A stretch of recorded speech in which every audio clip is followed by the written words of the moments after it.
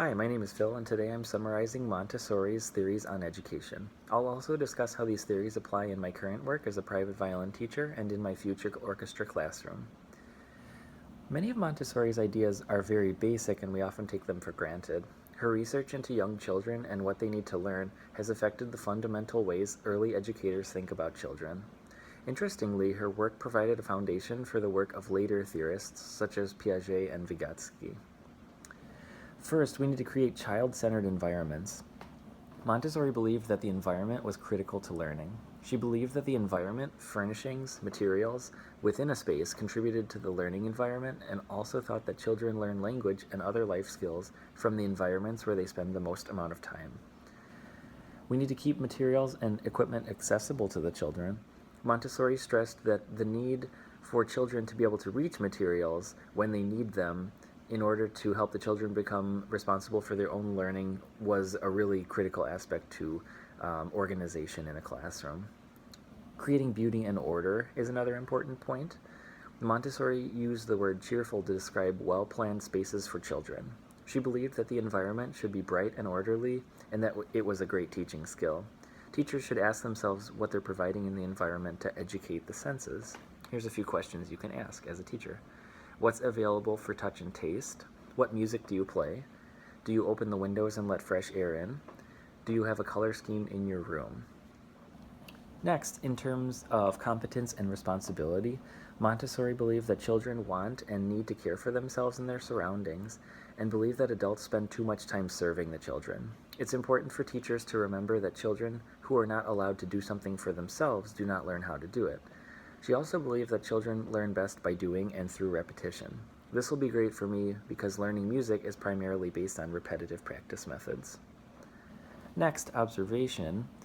Montessori was trained as a doctor and brought the analytical skills of a scientist to the classroom. She believed that a teacher can get to know children very well by watching them. Careful observation was key to determining what children were interested in or needed to learn. As teachers, we need to be careful not to lecture our students and give them time to talk. I was really happy to see some of the information presented in the Mooney text because it basically describes my teaching philosophy in private lessons.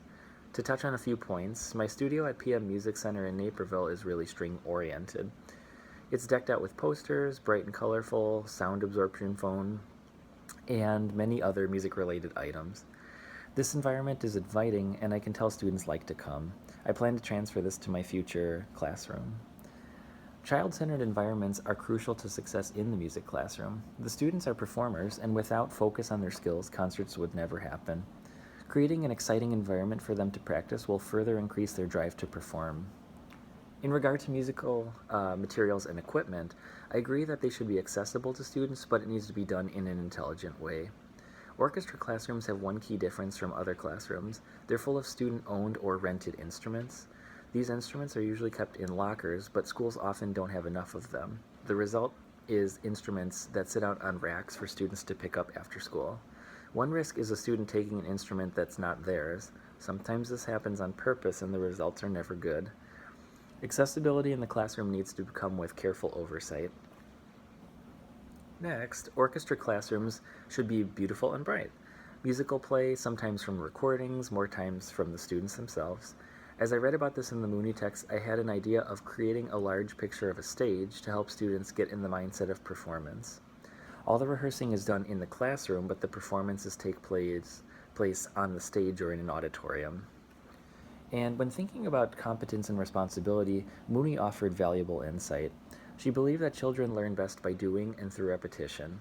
Like any subject, mastery of music requires daily practice and repetition. I plan to incorporate this concept into my classroom during daily rehearsal in order to create a classroom rhythm that students can come to expect. Finally, a key aspect of Montessori's principles is observation.